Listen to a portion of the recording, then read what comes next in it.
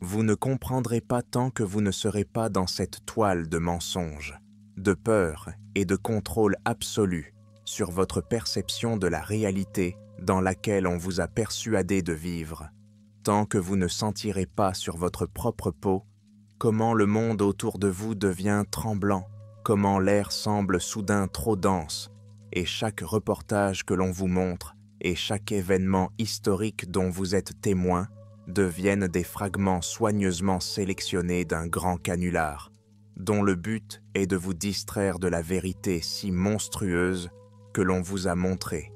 Et chaque événement historique dont vous avez été témoin sont des fragments soigneusement sélectionnés d'un grand canular, destiné à vous détourner d'une vérité si monstrueuse qu'il est impossible de la comprendre sans être conduit au bord de la folie.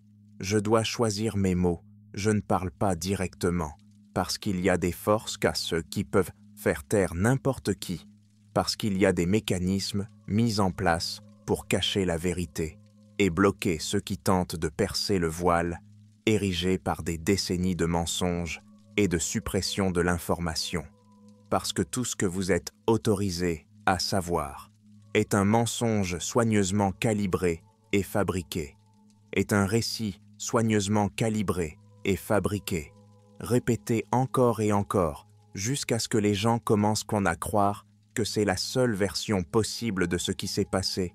Mais j'étais là, j'ai vu, et je n'ai plus rien à perdre, parce que tout ce que j'avais autrefois, tout ce qui constituait ma vie, a été détruit le jour même où tout le monde se souvient, mais où personne ne comprend ce qui s'est réellement passé.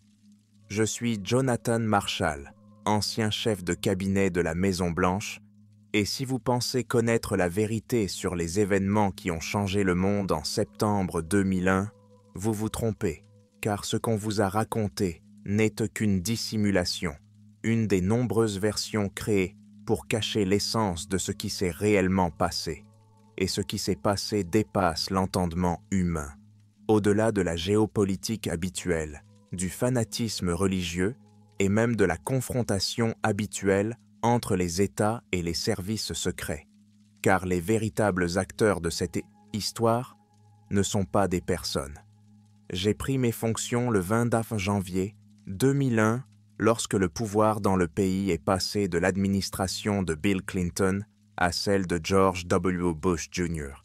Et, dès le premier jour, j'ai senti le poids de la responsabilité que j'assumais, car le travail de chef de cabinet de la Maison-Blanche ne consiste pas seulement à organiser des réunions, à coordonner le gouvernement et les flux d'informations, c'est l'art délicat de la gestion des événements, de l'équilibre entre la réalité et ce qui doit rester caché, la lutte constante pour contrôler ce qui arrive sur le bureau du président et les décisions qu'il va prendre.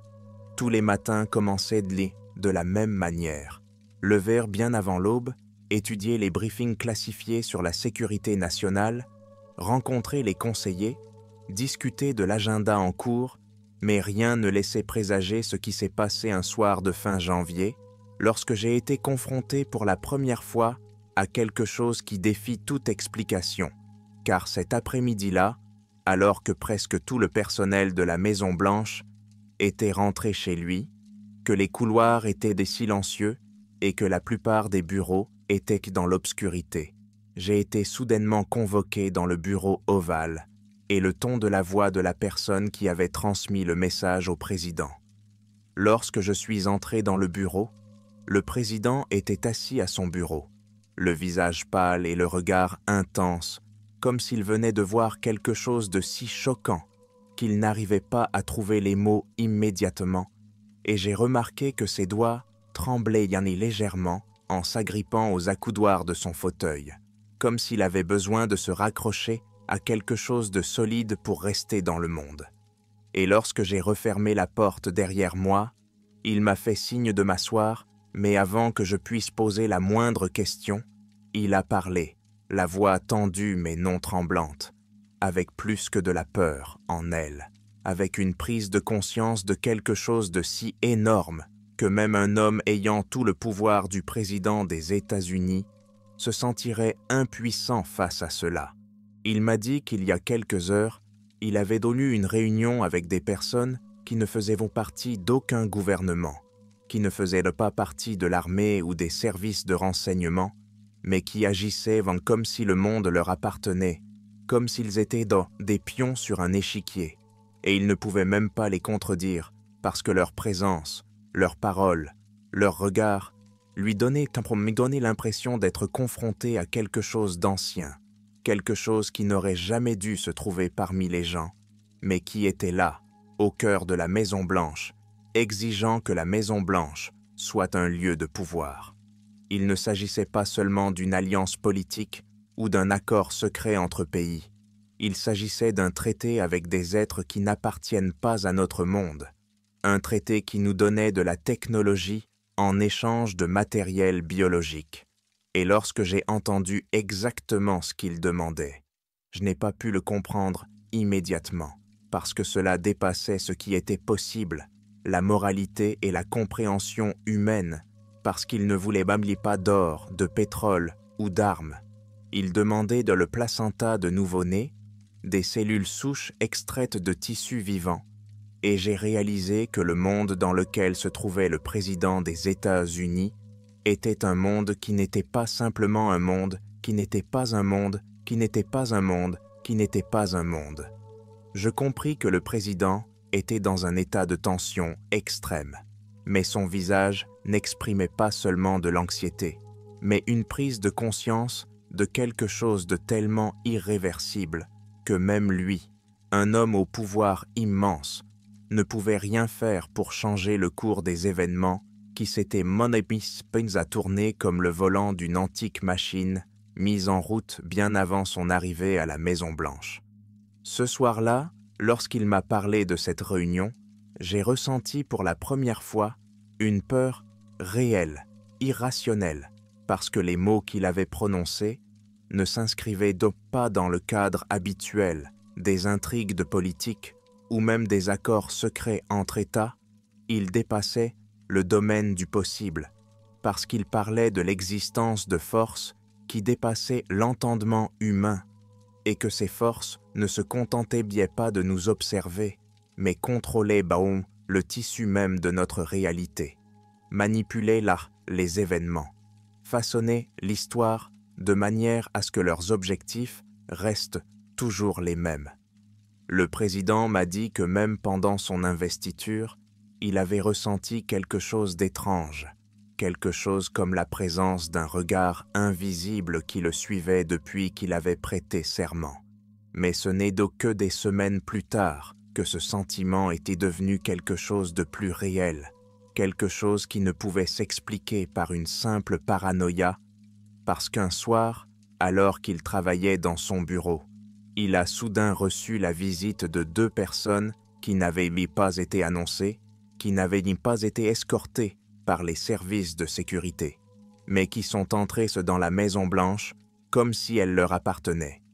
Ils ne se sont pas présentés, ils n'ont montré aucune pièce d'identité, mais ils ont immédiatement fait comprendre qu'ils en savaient plus qu'ils ne l'auraient souhaité et qu'ils n'allaient même pas expliquer qui ils étaient, parce que leur pouvoir dépassait toute autorité formelle.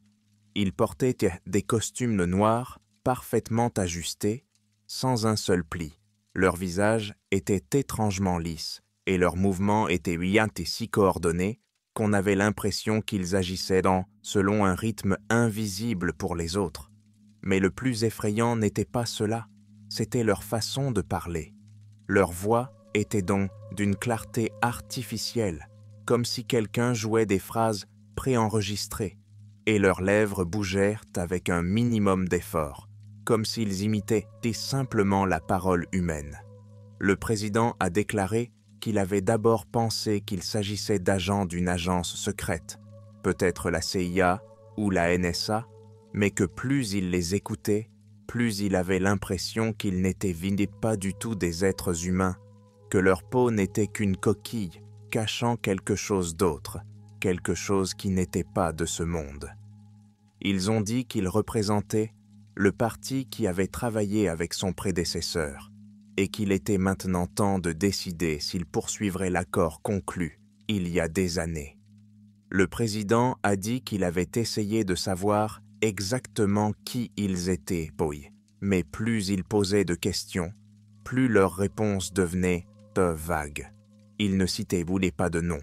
Il ne mentionnait pas d'organisation spécifique, mais chaque fois qu'il essayait de s'éloigner du sujet de l'accord, l'atmosphère dans la pièce s'épaississait, comme si l'air devenait plus dense et que les murs se rapprochaient. C'est alors que l'un d'entre eux a dit quelque chose qui lui a fait comprendre qu'il était confronté à quelque chose qui dépassait le pouvoir humain. Ce n'est pas la première fois que les dirigeants de la Terre pensent pouvoir ignorer notre traité, dit-il en regardant le président comme s'il scrutait son esprit, comme s'il pouvait voir ses peurs et ses pensées. L'autre ajoute, « Le dernier qui a refusé n'a pas vécu jusqu'à la fin de son mandat. » Le président se fige, il connaissait l'histoire, il savait qu'au cours des dernières décennies, des dirigeants de grande puissance étaient morts dans des circonstances mystérieuses, que des coups d'État et des crises inattendues avaient échangé le paysage politique en quelques jours. Mais il réalisait maintenant que tous ces événements n'étaient peut-être pas de simples accidents, qu'ils n'étaient ni pas le fait de terroristes ou d'ennemis intérieurs, mais qu'il y avait quelque chose de bien plus complexe, quelque chose qui opérait en dehors des mécanismes habituels du pouvoir. Lorsqu'il leur a dit qu'ils n'avaient pas l'intention de poursuivre l'accord, ils ont seulement hoché la tête, comme s'ils s'attendaient à cette réponse. Puis, ils ont prononcé la phrase qu'il avait en tête depuis lors, « On vous donne du temps, mais le temps est compté. » Ils disparurent ensuite, aussi soudainement qu'ils étaient apparus. Les gardiens ne les avaient pas vus entrer ou sortir. Les caméras de sécurité n'avaient pas enregistré leur présence, et la seule preuve que la rencontre avait eu lieu était son souvenir. Mais ce souvenir était si vif qu'il n'avait aucun doute sur le fait qu'elle avait eu lieu. Depuis ce soir-là, il sentait que quelque chose avait changé.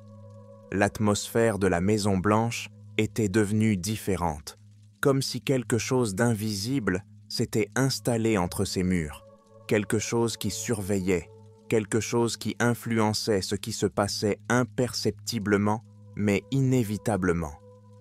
Parfois, il entendait des pas dans les couloirs, alors que le bâtiment aurait dû être vide. Parfois, il remarquait une distorsion dans l'éclairage, un scintillement des lampes qui ne durait qu'une fraction de seconde, mais qui lui donnait l'impression que l'espace autour de lui changeait de forme l'espace d'un instant. Mais le pire est venu plus tard, lorsque les rapports des services de renseignement ont commencé à arriver, indiquant une activité étrange dans diverses parties du monde. Il y avait des rapports faisant état d'une forte augmentation des disparitions, d'observations d'objets aériens anormaux, de signaux radio étranges provenant de l'orbite terrestre.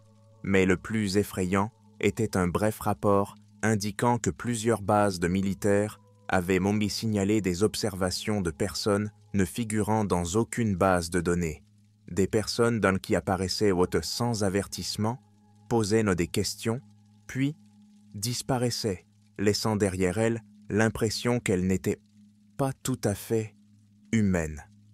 Le président m'a dit que chaque jour qui passait, il se rendait de plus en plus compte que l'abandon de l'accord n'était pas seulement une décision politique, mais quelque chose qui pouvait conduire à des événements qu'il ne pouvait même pas imaginer.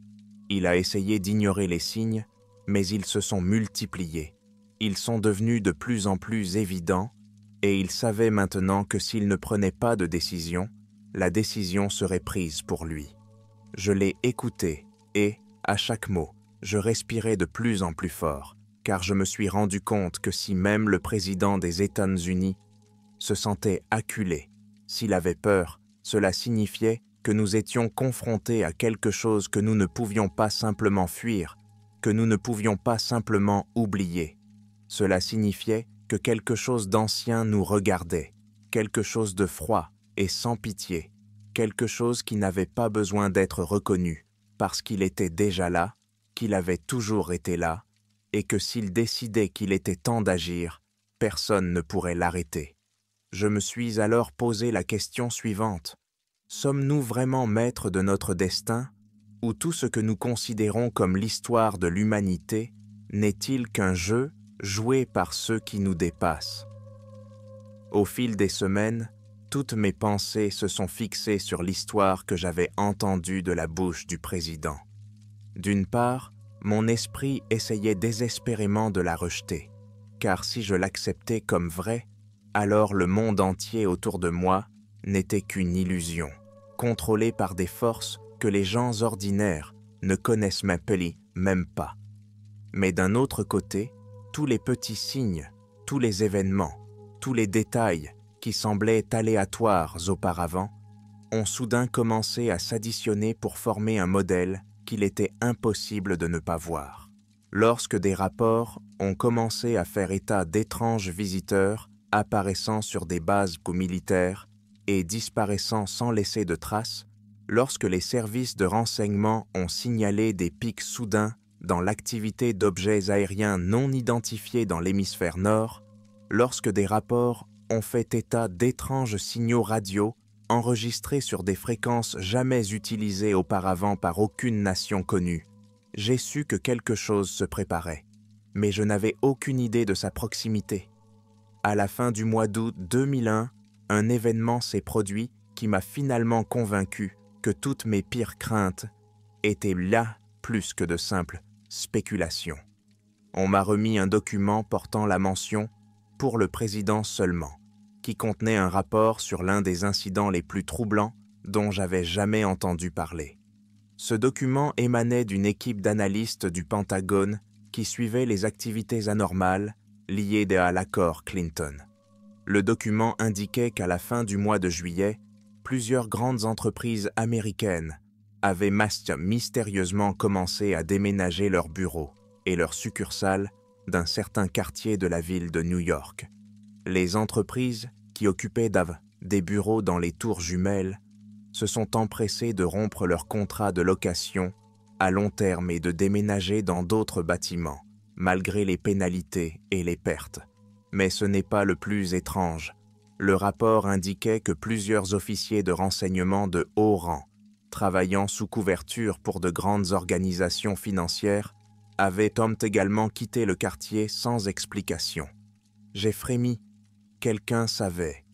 J'ai regardé les documents complémentaires joints au rapport. Ils contenaient des informations sur des appels étranges passés aux administrations des grandes banques et sociétés d'investissement situées dans les tours.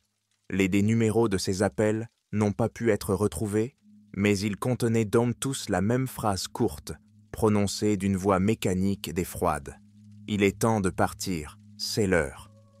Ces appels n'ont été reçus que par certaines personnes, des cadres supérieurs, des dirigeants d'entreprises, des personnalités influentes qui ont ensuite quitté les bâtiments immédiatement sans en expliquer les raisons, même à leurs collègues les plus proches. Il n'en fallait pas plus pour que mes mains tremblent en tournant les pages. C'est alors que j'ai vu la dernière page du rapport et que j'ai compris que je ne pourrais pas dormir tranquille pour le reste de ma vie.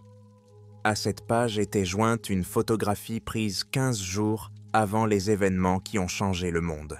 Il s'agit d'une photo du toit d'une des tours, prise d'une vue aérienne, probablement d'un hélicoptère ou d'un drone. Mais ce n'est pas ce qui m'a frappé. Sur la photo, je pouvais voir 3 personnes debout au bord du toit. Ils étaient lisses grands, vêtus de costumes noirs stricts. Leur silhouette était claire, mais leur visage était flou, comme s'ils ne pouvaient être capturés par aucun appareil photo connu de la science. Mais ce qui m'a le plus frappé, c'est que l'un d'entre eux regardait directement dans l'objectif, malgré la hauteur, malgré la distance de l'appareil.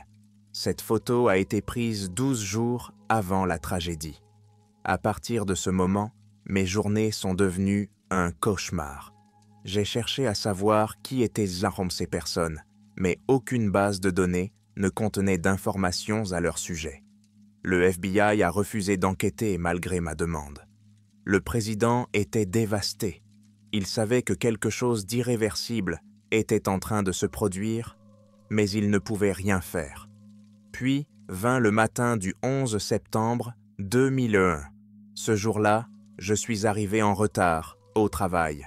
Je devais accompagner ma femme à une réunion, alors j'ai conduit jusqu'au centre-ville. Lorsque nous sommes arrivés à un carrefour près des tours, j'ai vu un mouvement étrange, comme si un groupe de personnes en costume noir se tenait à proximité et observait quelque chose en haut. À ce moment-là, j'ai ressenti un malaise inexplicable, mais je ne comprenais pas pourquoi. Quelques molles minutes plus tard, j'ai entendu un grondement qui a fait trembler le sol.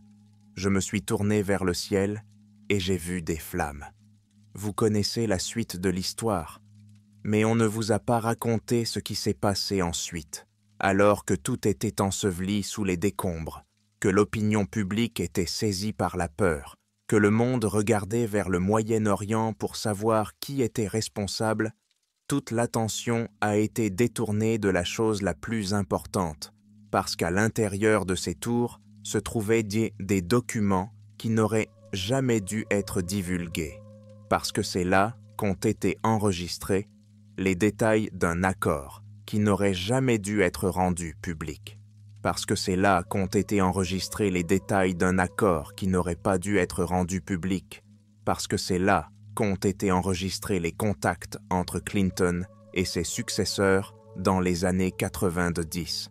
Ce n'est pas une simple coïncidence, ce n'était pas qu'une tragédie, c'était un avertissement. Le soir même, un homme que je n'avais jamais vu auparavant est entré dans mon bureau. Il s'est assis en face de moi, a sorti un briquet en or de sa poche, a allumé un cigare et m'a dit « J'espère que vous comprenez maintenant qui vous êtes. J'espère que vous savez maintenant à qui vous avez affaire. Je n'ai rien dit. Vous êtes un homme intelligent. Vous n'avez qu'une seule possibilité. Oubliez tout cela. Continuez votre vie comme si rien ne s'était passé. Ne posez pas de questions. Ne creusez pas plus loin. Je n'ai rien dit. » Puis il s'est lentement penché vers moi et, me regardant droit dans les yeux, il m'a dit « Sinon, tu suivras ceux qui en savent trop. » Le lendemain matin, j'ai démissionné. J'ai quitté Washington. Je n'en ai plus jamais parlé, mais aujourd'hui, 20 ans plus tard, je me rends compte que le silence est aussi une trahison.